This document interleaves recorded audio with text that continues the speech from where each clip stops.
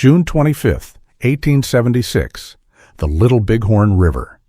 The air was thick with dust. The screams of dying men were drowned out by the thunder of thousands of hooves.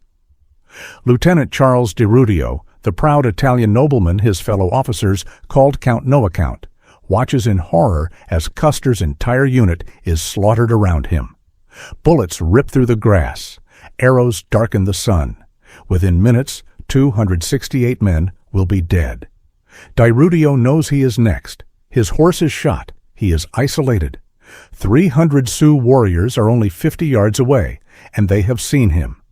Yet Charles DiRudio did not perish that day. Instead, he slipped into hell.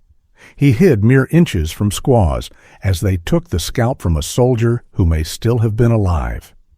He smothered a wildfire with his own hands as it advanced on his hiding place. He saw warriors marching in the uniforms of his dead friends and made a mistake that should have ended him, yelling, "Tom, don't leave us here." To warriors disguised as cavalry, drawing the fire of 400 guns upon himself. 36 hours, no water, no sustenance, surrounded, burning, betrayed by his own reputation. This is the true story of how the most despised officer in Custer's command evaded annihilation, crawling through massacre, fire, and impossible odds to become one of the few survivors of Custer's last stand. This is how Charles DiRudio conquered death itself. His own words recount the nightmare. You will not believe what happened next, but before we start, please like and subscribe to our channel right now to help preserve history and support our community. Charles DiRudio, an Italian nobleman and career U.S. Army officer, was serving with the 7th U.S. Cavalry at the Battle of Little Bighorn. Captain Frederick Benteen nicknamed him Count Noacount because of his arrogant demeanor and boastful tales. Though promoted to first lieutenant on December 15, 1875, DeRudio was disliked by Lieutenant Colonel George Armstrong Custer and other senior officers, despite being a competent officer. DeRudio survived the battle and later recorded his horrific ordeal in a letter. "I nearly died at Little Bighorn on June 25th and 26th, and I now relate my terrifying first-hand account." Around 10 a.m. on June 25th, General Custer's scouts returned with alarming news. They had located an Indian village about 15 miles away, situated along the Little Bighorn. The scouts reported the Indians appeared to be retreating from our advancing column. We moved forward another 2 or 3 miles before General Custer halted to plan our assault. He ordered Companies H, D, and K under Colonel F.W. Benteen to guard our left flank, explicitly instructing them to clear all opposition. Companies M and G, led by Colonel Reno, and where I was temporarily assigned with Company A, took the center. General Custer himself led Companies E, I, F, L, and C on the attack's right wing, while Company B remained to protect the pack train. After traveling several more miles, our center group was commanded to trot and maintain that pace until reaching the river 6 or 7 miles ahead. When we arrived, we crossed it and emerged onto the plains beyond, where we were ordered to form a battle line. With commands issued, we charged at a gallop, pursuing the enemy through a dense, vision-obscuring dust cloud created by the fleeing Indians.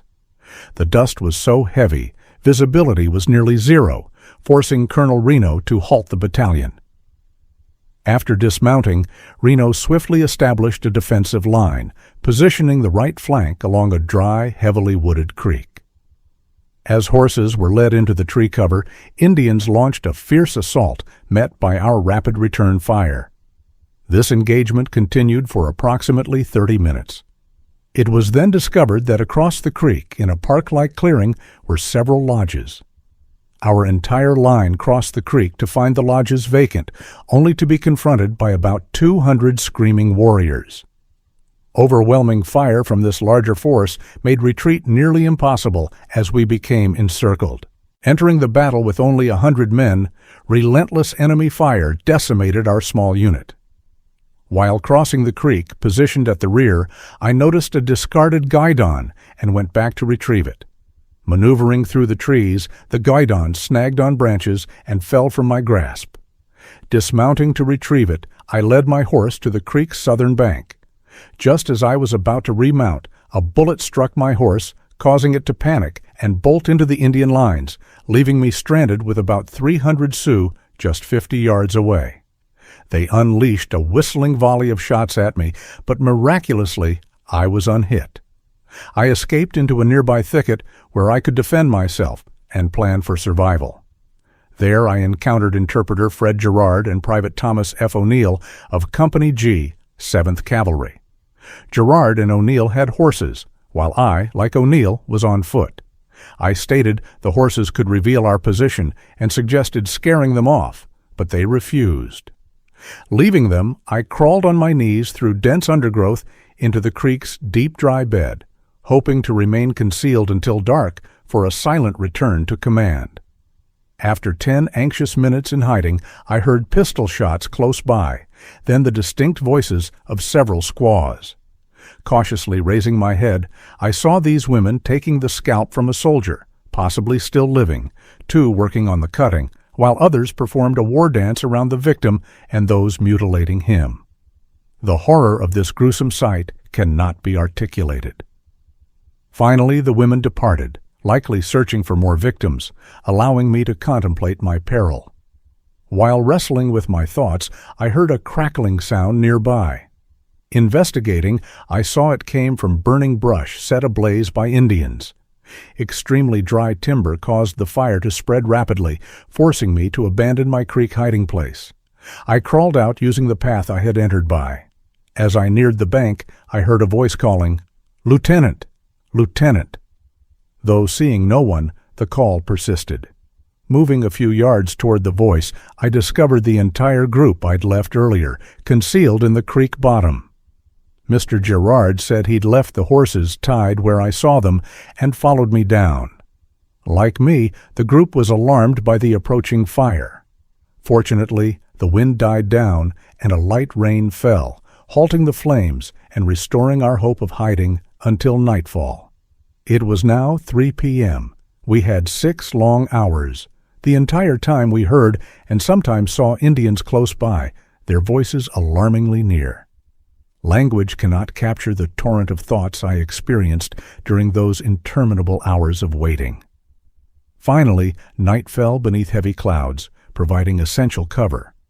We emerged from hiding toward the ford, 2 miles south across open terrain. Mr. Gerard and the scout rode.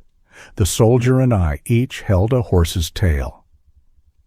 Guiding us through the darkness, Mr. Gerard said if he had to gallop off without us, he would inform Colonel Reno of our location to ensure we were rescued.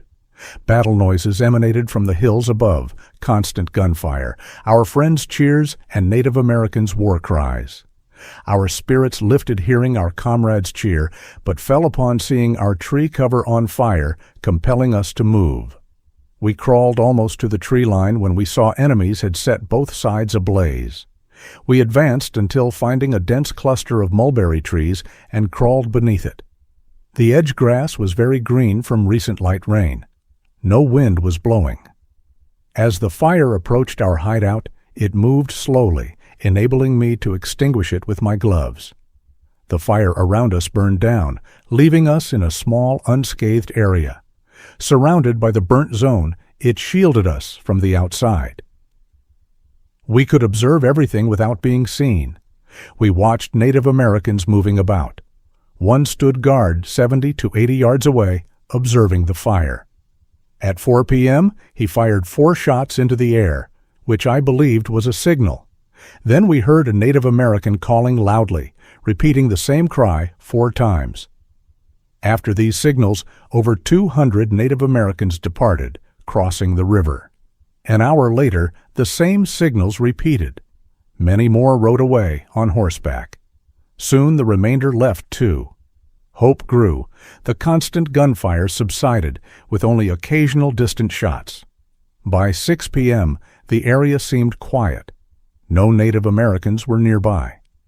We presumed the regiment had left the field.